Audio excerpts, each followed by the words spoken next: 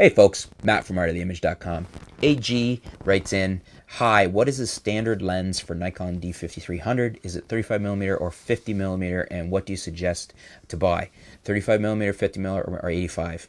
Well, that's a kind of a loaded question, AG, because, well, first of all, let's look at what you say is the first part of your question. What is the standard lens?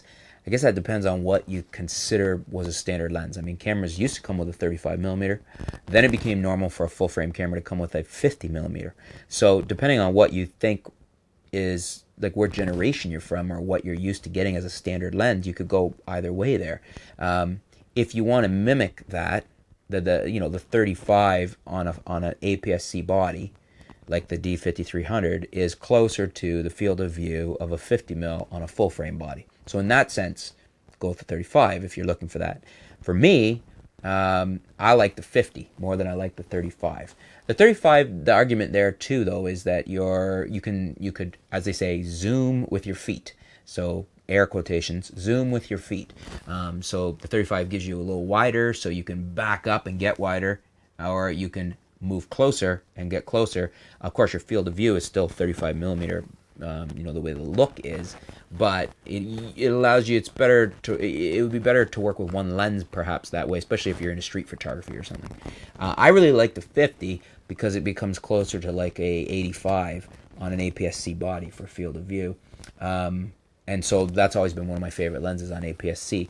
It just comes down to what you want as far as, go into the store, put them both on the camera, and see what you like.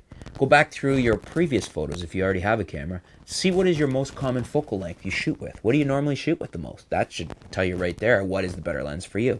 Now, as far as what I recommend for 35, 50, and 85, again, what is the best lens for you? What is your preferred focal length? What are you doing? If you're shooting landscape, you don't want the longer lens. Almost assuredly you don't. Most people like the widest for landscape.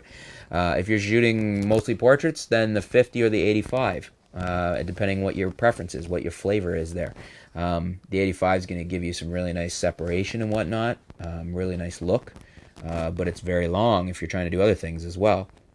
So again, what do you need it for? What's your preference? Go into your old photos and look and see what you've shot the most as far as, say you've got a 17 to 50 zoom lens that was a kit lens or something, or an 18 to 55.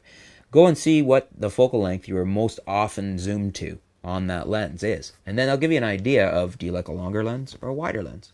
What do you guys think? Do you agree with me? Leave some comments below. Let's discuss what do you think's a normal lens for an APS-C body these days, a 35 or a 50? And then what do you think, what would be your preference between a 35, a 50, and an 85 prime, if you're on an APS-C crop body, such as he's asking about here with the D5300.